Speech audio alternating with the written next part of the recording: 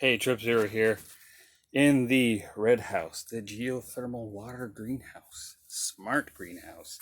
That's offline right now, but soon we will have it online, right? It's been over a year since I've had this thing online, but we're slowly inching towards success. Right now, though, while I get the hydroponic NFT system going, I've got some red Russian kale in a deep water culture.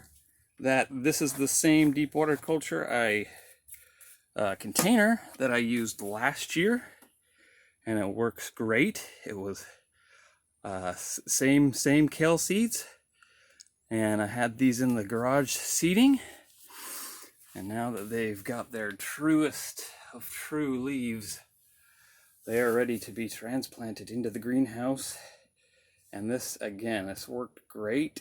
Not even in a greenhouse last year. Last year I had it just out on the patio, and it grew fairly slowly throughout the winter.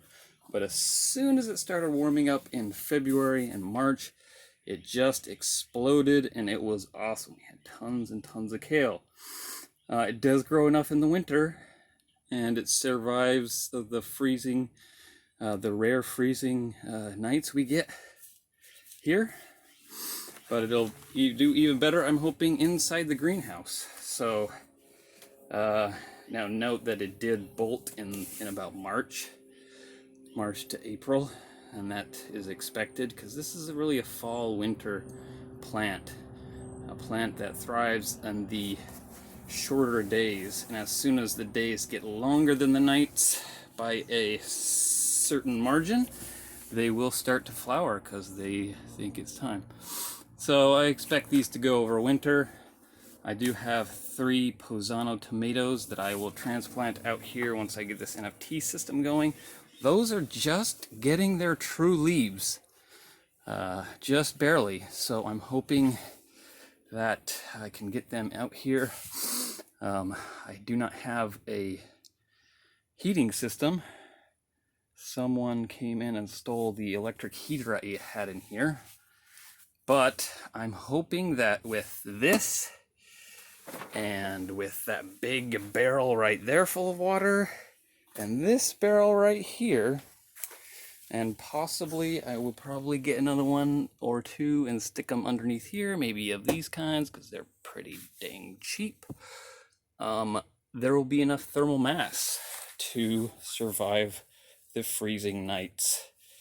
At least keep my tomato plant alive. We will see. Water is the best thermal battery that we have easily accessible, and that I even know of. I'm not sure there is anything better than water when it comes to thermal storage, and that's why I use it in my greenhouse. But even if it does get freezing, these will be fine. I may get some sort of electric heater in here just for the coldest of cold nights. We will see, but that remains to be required at this point. It's still November, so we'll see.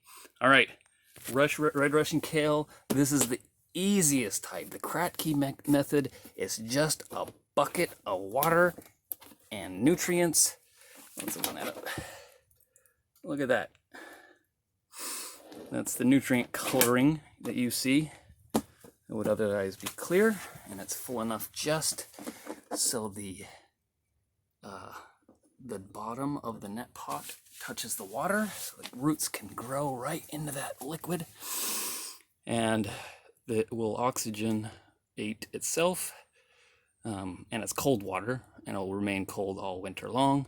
Hopefully it won't freeze, but it will be cold enough to retain a lot of its oxygen, and definitely enough for those plants. But when those plants drink up whatever water is in there, the roots that are in the air will be able to absorb the oxygen and that they need from the environment.